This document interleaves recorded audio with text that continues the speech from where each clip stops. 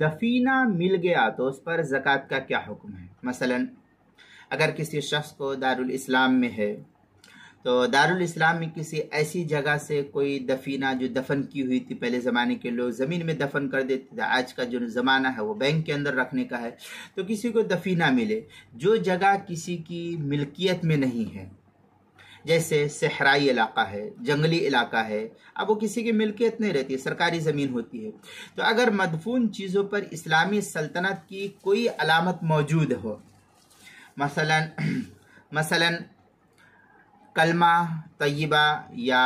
اللہ اور رسول یا اسلامی نام وغیرہ لکھا ہوا ہے، تو وہ وہ مال جو ہے لقطے کے حکم میں شمار کیا جائے گا۔ اگر 1 سال تک اعلان کرنے کے بعد مالک اس کا مل جائے تو مالک کو دے دے گا، ورنہ وہ مال کو صدقہ کر دیا جائے گا۔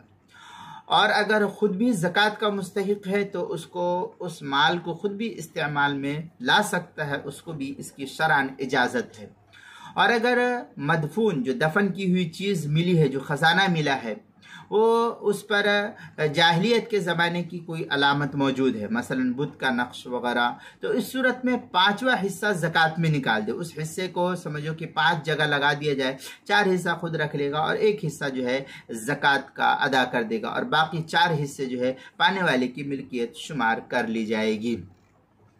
چنانچہ در مختار میں ہے وما علیہ سمت الاسلام من الکنوز نقدا او غیرہ فلقطۃ